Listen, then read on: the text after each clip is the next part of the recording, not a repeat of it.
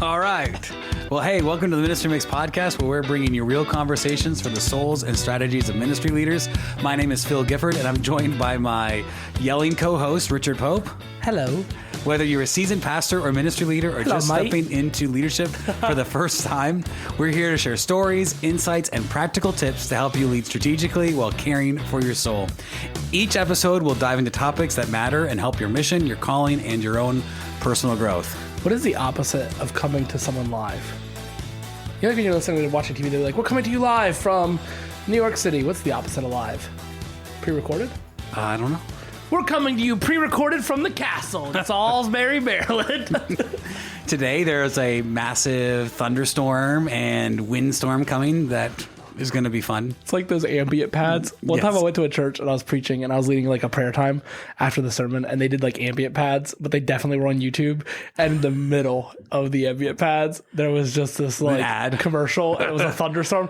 Blah, blah, blah, blah, blah. When life is stormy, you need Mucinex DM in the middle of a prayer time. And the old guy on the side was like, ah. When I pulled into the campus parking lot, or the public parking lot the campus uses, all the trash cans were like in the middle of the street from whatever was blowing around out there today. So we still have power. Let's go for it. And if we lose power, then we're gonna watch Avatar or something. This is on battery. We can actually record in the dark with candles. Hey guys, today we're gonna be talking about 5 reasons to have a Vision Sunday. Phil, before we jump into that, could you just kind of describe what a Vision Sunday is? Yeah. So when we decided to do this episode, we thought about a lot of times pastors set vision, leaders, T-ship teams set vision, and they know about it, but sometimes it doesn't always get to the full congregation in an articulate way. Like you'll say something, but it's just not sticking.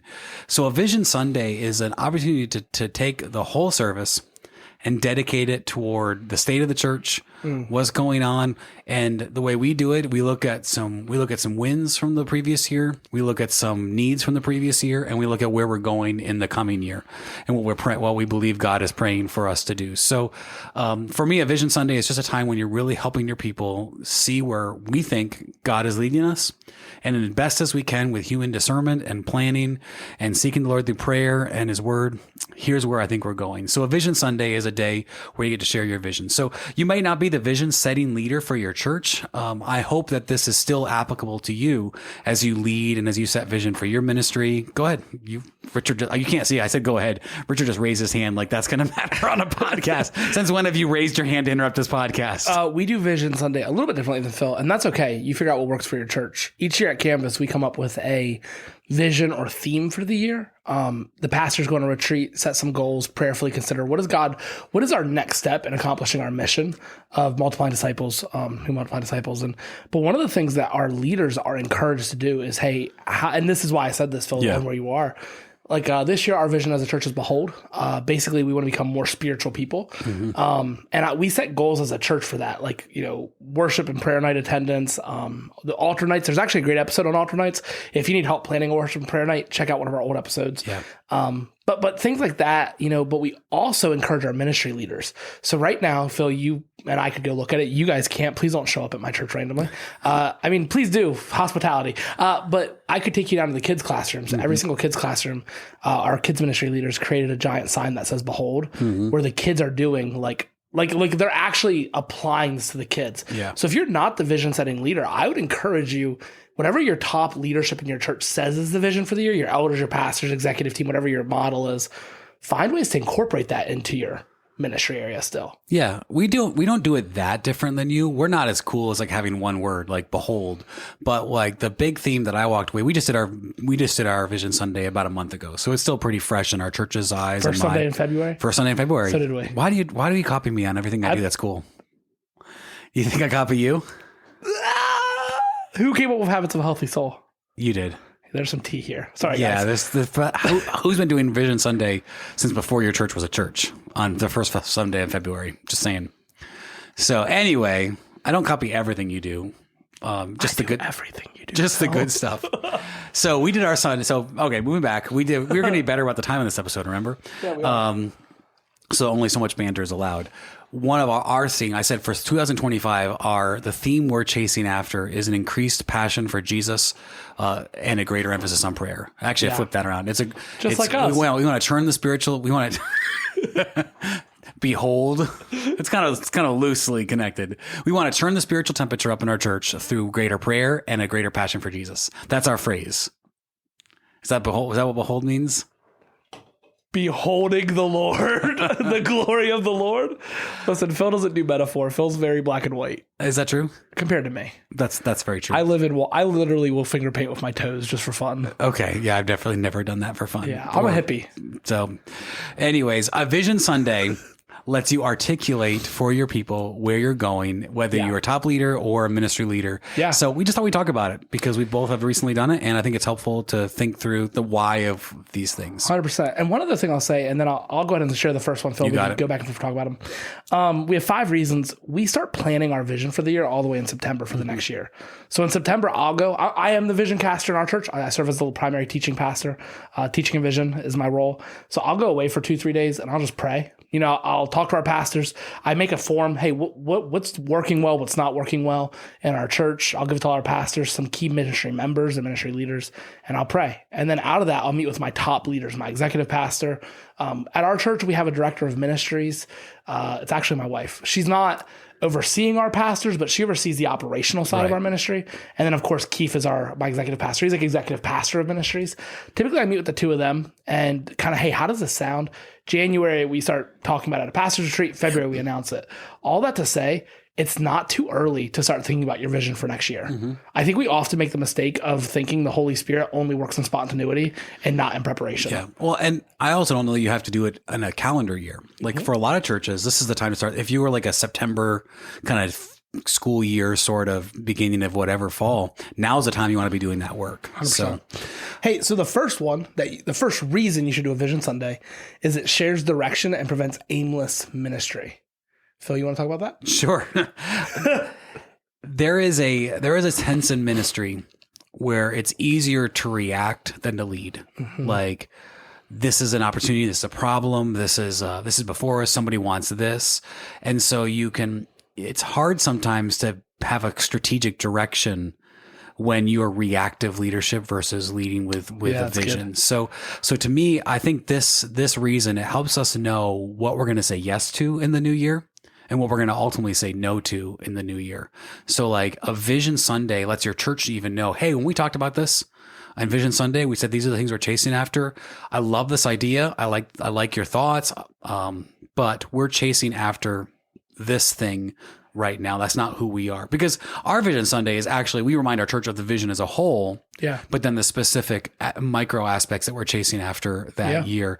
So I'll give you a practical illustration. We had a good family that came to our church within the first 6 months of us planting. And, we still are, but we have been a very intentionally young family centered church. Like, we've tried to be very family focused in everything we do. We're intentionally trying to reach young families. Where we're planting, there are just a ton of young families. There are actually 3,000 elementary school kids within a mile and a half of our church location. So like, we just have a lot of young kids around us. So we've been very intentional to say we want to reach young families. We want to family focus. We want to equip young families. We love every generation and we invite every generation, and we believe every generation should be part of our church. But we are intentionally going after young families in this season of the church. So somebody comes in 6 months in, hey, we should start a nursing home ministry. Of course, you guys did with nursing home ministry. So it's good. We could actually have a conversation about this. But there was hey, I really think it'd be cool to minister in a nursing home. And like, we just didn't have the people to lead it. We didn't have anybody it was going to be me doing another church service. And I just basically had to say, hey, our vision for right now is to really intentionally equip young families. And that takes my focus off of that. So even though that's a good thing, it's not the best thing for our church at this season. So it give us a direction with a reason to say yes or a reason to say no. Does that make sense? Yeah, no, it does. It does. What if I could just add one thing and then I'll jump into the second one, Phil. Are you leading the horse or is the horse leading you? You asked me that. No, I think that's the question. Like, a lot of times in ministry can feel, at least for me, I'm sure everyone's more mature than me and better at everything. Everyone is more mature than you. Yeah. But a lot of times it feels like ministry is reactive. Someone's in the hospital, you visit. Tragedy in your city, you plan some assistance. Prayer time, or whatever help. But in the busyness of ministry, having some detailed, defined, this is where we're going. There's things I say no to, not because they're not good endeavors, but because they're not the right endeavor for us in that season. Right. I think Vision Sunday is a way to not just know that as a leader, but to tell your church, to kind of prime your church. Like, hey, that way when they come and say, hey, for you guys, we should do nursing home ministry, they shouldn't be surprised when you're like, hey, that's not who we are. Right? Like, that shouldn't surprise them. Well, and I also said, like, I'll equip you. I will help you. Yeah. That's when you're called to do and you want to be in there. But that's not something we as a church are going to leverage our time and resources at the 100%. Moment. 100%. So, yeah. So we need direction to keep us from just being aimless. Yeah. And chasing after nothing. I agree. The second reason is because goals allow you to focus on what matters most. I think if you don't have goals, you'll do a lot of good things. A friend of ours, Jamie Caldwell, always says he wants to do less for the glory of God. And that sounds horrible. But what Jamie's saying is that he wants to do less things and let God be glorified in that. Like instead of doing 10 things okay, he wants to do 3 things really well. I think that there's some wisdom in there. Like there's going to be churches that do things that my church will never do. There's things your church does that my church doesn't, and vice versa. And our churches have some similarities. Yeah. But it's okay. Yeah, because I copy everything cool you do. 100%. You're going to start wearing skinny jeans soon. But that was weird. Can we just cut that from the podcast? Can we edit? We don't edit. We don't edit this crap. No, but I think if you have clear goals for your church, if you clearly know what you're doing, it also helps you to fight for your best yes. There's a book that came out a while ago called The Best Yes for people who say yes to everything. You only have so many yeses. Every yes is a no to something else. That's the concept. So it's like if you said yes to nursing home ministry and you put time, attention, resources into it, that's saying no to something else. That might be matters more most at the moment. Right, at least what you feel like. Yeah, for sure. So yeah, I totally think that's it's really hard to be focused as a pastor because you want to help people, you want to do everything, but goals specifically, like, so my Vision Sunday, there are goals we set out, just like you, like you mentioned metrics, right? Yeah. Behold is not just a word for you. That's cool. Like there are things you want your people to do this year to meet that. And there's public and internal, external, internal. So external, hey church, this is what the goals are. Internal, this is what we're like. Lead and never mind. Yeah, no. Lead and lag goals. Well, yeah, like we talked about that before in our podcast. And that's one of my favorite ways to lead. I learned that from you. Did you? Lead and lag. Yeah, that's awesome. Yeah, congratulations to me. It's the one thing I've ever learned. The one thing. You just took all my stuff. I'm kidding. You've taken plenty of our stuff too, but I have. But moving forward from that, I want Brad. You can. I want to take your people now. We should negotiate for Brad later on. I will give you $10 for Brad. Brad's worth more than $10. I'll give you $100 for Brad. Still worth more than $100. I'll give you my Fortnite name for Brad and all my skins. No, still not worth it. I have pony skins. I know you do. But Brad would still play Fortnite with us no matter where he lived. So, Brad, we love you. All right, moving on from Brad to ministry goals. Yeah, so I think setting tangible goals, I think that's part of a key for a Vision Sunday is it's okay to share where you think God's going, but you all want to have metrics and things that people can chase. So for us, our goal is greater spiritual intensity through prayer and a greater passion for Jesus. So like that means we told our church we're going to be doing several altar nights throughout the year. We're going to be creating a prayer team for this. We want you to be spending time in prayer. And so like that's not a super clear metric, but that just gives you an example of things we want to do. No, it's good. It also tells your church what you're going to do before you do it. Yeah. The third reason is resets momentum. Me and Phil both kind of giggled when we typed this. Listen, you giggled. You agreed. You agree. I'm just going to read word for word what we wrote. Churches get distracted by the overhype of the holiday season. Yep. Listen, pastor, ministry leader, I'm not saying you shouldn't do Christmas well. If lost people are more prone to go to church at Christmas, let's capitalize on it.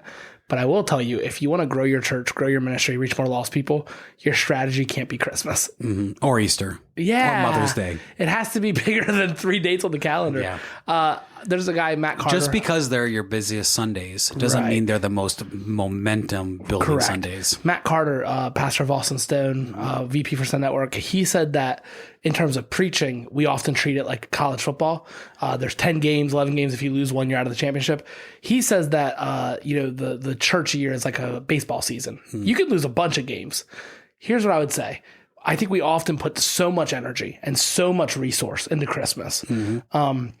And then at my church, I mean, we lose 20-30% of our attendance in January because college is gone. Yeah. We have a huge college population. So you have this excitement and this blur, and then people are traveling. I don't know if this is you too. Christmas Eve isn't as exciting for us because young families are traveling. If you have an older congregation, I just want you to know that attendance boost you're seeing is largely in part due to churches that have younger people coming to your church to visit mom and dad. Historical. My family went to this church. This is grandma's church. We're all going with grandma. Yeah. And like, that's a good in-reach moment. Yeah. But it's not necessarily, don't build your calendar on that. We have a bunch of people from New York in our church, and we don't know why, from all different parts. Well, there were two families that don't really know each other at campus. They see each other, but they're not friends. They're not in group together. They don't serve together. Yeah. Different ministry teams, different small groups. They both went home to New York for a Christmas service, and they went to this church that they've gone to for years, and they literally realized they both went to the same church. They went with their different grandparents. Their grandparents are best friends, and they didn't know that. So what's interesting is like this church is like, wow, there were these two families, and between them there's like 8 people. Yeah. There's 8 new people, and they're young, and this is really older. Mm-hmm. But those 8 people live 8 hours away. They're not coming back, and they go to my church. So all that to say, Christmas is like overhyped. I think I love Christmas. I love the idea. I love the celebration. And I would couple Easter, Memorial Day. So we're gonna do a hot episode. Or we're gonna do a hot take episode, right? Where we have like unpopular opinions or our opinions. You won't let me do one yet, will you? Not yet. So, but I want to talk about. I think that we over glorify Easter and Christmas. We are going to do an Easter. Not episode the message of Easter, and Christmas, but not events, the excitement. Yeah. If you as a staff are spending 6 months preparing for Easter Sunday, which honestly is not that far off, like that a creative team is doing together. Yeah. I really do think it's not the momentum you want. So the point here we're saying is a Vision Sunday can help you reset momentum. That's probably going to be more beneficial to your church than pushing toward Easter. Listen, Christmas can be a dynamite. Mm-hmm. Like Christmas can be a growth catalyst for you. But a lot of times what happens is your people are tired. They're in debt. They're paying off their credit cards. Like they're worn out from family travel. And dude, I really do believe this. We have tons of visitors at Christmas time, but our actual like members consistency goes down. Our attendance doesn't because we have all those visitors. So I guess what I'm saying is this. When you have this yearly moment, and it doesn't have to be a fiscal year, but if you follow, or it doesn't have to be the calendar year, but for us it is. Every February, I know my people are tired. They're paying off credit card debt. All the Christmas consumeristic idols in our society are behind us now. It's a good way to say, hey guys, Christmas is over, and guess what? Jesus still matters. We still care about reaching the lost. Mm-hmm. At our church, we almost treat it like a state of the church. So every February, we do this thing in our church. It's kind of unique, I guess, called Churchwide Sabbath. In January, we only have Sunday morning in small groups, no events, no outreaches, no classes. And also I preach once. Like basically that month we just shut down. Worship is a smaller team. Our services are shorter services. And we do that to give our staff and team a chance to breathe. Going into February, we basically will be like, hey, let's go over what God did last year. So in our Vision Sunday, I'm not just sharing, hey, here's where we're going. I'm saying, here's what God did last year. Here's how we want to build on it. It's good. I think that state of the church time is good though when your people are exhausted. Like, let's reset, because you're gonna win. And if your goal is to grow your ministry, reach more lost people, grow your church, whatever your goal is, you're not gonna win in big swipes. You're gonna win in small, consistent faithfulness. Eugene Peterson, long obedience in the same direction. Yep. Yeah. Well, I think going back to baseball, right? You talked about baseball games. Matt Carter talked about it. I just ripped it off. Well, it's good. Thanks, Matt. Someone told me that, I don't remember who said this. We often view church wins as like the home run Sundays. Like they're just the big hits that clear the bases. But you know what actually wins baseball games? Is consistently hitting doubles. Yeah. Over and over again. Like getting on bat every single week. So I think a Vision Sunday resets that and gives your church some tangible ways that you can win every single Sunday throughout a whole year, not just a special holiday. Reason number 4 is that when you have a Vision Sunday that sets goals and direction for your church, it helps the church use resources wisely. Yeah. You want to explain that? Yeah. Listen, and when we say the church, we're we're speaking of a little bit of duality. We're talking about the church as an organization, as leadership. We're also talking about the church as members. Vision Sunday is an easy way, I'll start with members, to get your people excited about what God's doing in their city, in their town. Your people resources. Yes. So your people get excited with their time, their attention, and also their resources. A friend of mine told me that if you do Vision Sunday well, giving goes up every year. And that's been true for us. Every February, we have a giving increase year over year. And I think a large part of that is in February. Like last year, we said, for Salisbury, hey, as a church, our goal is to do 211 outreach events to 211 times, touch our city, tell them we love them. I never asked for money. But our people, like, oh, wow, we care about this. We're in. This is what we're about. And they're like, I want to be involved. I want to give time. I want to give energy. We have tons of people join the church and start serving in February every year without a clear call. Like, I don't have to get on stage and say, hey, and because of this vision, I need more people to serve in the crybaby ministry. That's nursery. They just start doing it because they see needs. I think you want to, as a warning here, if you're doing a Vision Sunday and you're using the word I, and you're the one leading this charge, and you're the one that's up there being like, here's what I want to see, here's what I hope to see, here's what I'm doing, and like it feels very you driven as the leader. You're probably not doing Vision Sunday well. No, because it has to be we. Us. I really actually think it's Jesus. Jesus plus we. Yes. And where's that going? Here's where we believe Jesus is leading us, and here's how you can be involved with it, because it just gives your people tangible direction to go. Yeah. And then I think for your leaders, listen, no matter how much we want to say this isn't true, I'm hoping we have a stewardship pastor now. I'm hoping he doesn't listen to this podcast. No matter how much we want to say it isn't true, sometimes it'll be the one episode he listens to. Yeah, it will be. Sometimes we get flippant with like, oh yeah, we could use more of these signs, or yeah, we need 10,000 bean bags. Like, you know what I mean? Like church leaders, it's so easy to be like, if we just had this, things would be better. One of the things I love that comes out of Vision Sunday is, as a team, really we're pastor-led, elder-led. We have 8 pastors at our church. We say, okay, this is what we're telling the church. Okay, we want to do 211 outreaches, lead. Lag. What are we praying that we see as a result of them doing these outreaches? And I've realized that our people naturally get more conservative with how they spend money, not in like a bad way, but when it comes like, okay, we really don't need X. We don't need this sign. We need money for evangelism or outreach, or, hey, we want to put on really, really good prayer gatherings this year. So like, we're going to budget for that. I think it just helps your people, your leaders, just consider how they use resources a little bit more clearly. So the last one, which I kind of feel like in some ways is we've already hit in little ways throughout all of this, is it unifies your church around a common mission. Kind of all of these reasons have really, that's been a sub point to all of this, or the unifying factor that this. That's why it's the last one. It unifies the church around a mission. And I think for Vision Sunday, here is what I would say. While we want to have those regular get on base double Sundays, sometimes it's easy in the busyness of ministry to lose sight on what's actually a win and what's actually our mission. Because you can get distracted by numbers. You can get distracted by, I have enough leaders, or I need a nursery worker, or I don't have enough. I do have enough. I think it just reminds us this is actually what we're chasing after.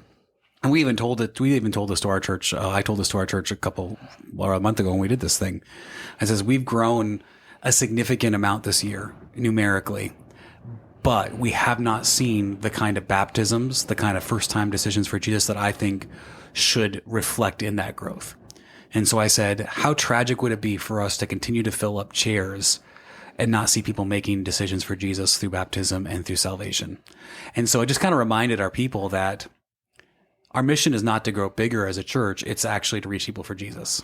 And so I think just unifying the church around that as a win. Now we want to grow bigger. Don't get me wrong, but like this is a win for us.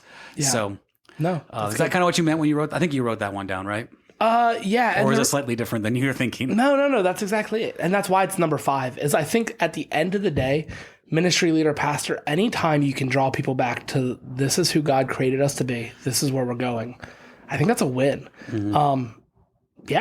I also think unity, right? Common mission. Not only does it remind them of the mission, 100%, but a good Vision Sunday can actually filter out who belongs in the church in the moment and who doesn't. Well, we just merged. Yeah, you did. So we merged second Sunday in January.